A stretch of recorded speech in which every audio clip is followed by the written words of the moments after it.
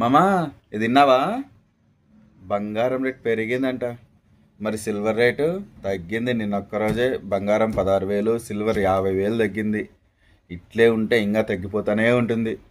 Stock మార్కెట్లో పెట్టిన వాళ్ళు, ఇన్వెస్ట్ చేసిన వాళ్ళు మొత్తం అందరూ లాసే. పెట్టుబడి నిన్న స్టాక్ మార్కెట్ స్టార్టింగ్ పొద్దున్న నుంచి సాయంత్రం వరకు ప్రతిదీ తగ్గుతూనే ఉంది. ఏదే కానీ పెరగట్లు. నష్టపోవటం అంటే ఇదే. 10,000 పెట్టుబడి పెట్టినోడికి 500 బొక్క, 1,000 రూపాయలు పెట్టినవాడికి 50-70 రూపాయలు బొక్క. ప్రతిదీ బొక్కలు పడతానే ఉన్నాయి. చూసుకొని ఇన్వెస్ట్ చేయాలి. ఇంకా తగ్గుతుంది. సిల్వర్ ఇంకా తగ్గుతుంది. తగ్గిన తర్వాత కాల్చింటే మళ్ళీ ఇన్వెస్ట్ చేయొచ్చు.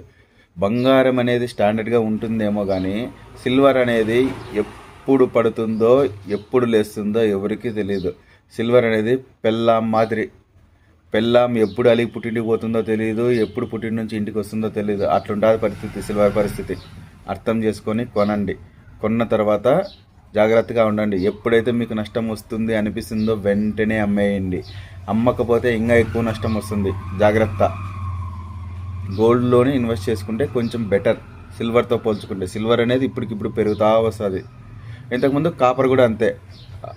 కాపర్ వచ్చి 500 వరకు ఉండే ఒక షేర్ వాల్యూ. 250 రూపాయలు ఒకటేసారి 3 రోజులు పెరిగింది. మళ్ళీ నిన్న ఒక్కరోజే 50 రూపాయలు తగ్గిపోయింది. అట్లుంటుంది కాపర్ పరిస్థితి. ప్రతిదీ వస్తువులు అనేవి కొనుక్కుంటే ఆటోమేటిక్గా దాని వాల్యూ అనేది పెరుగుతూ ఉంటుంది.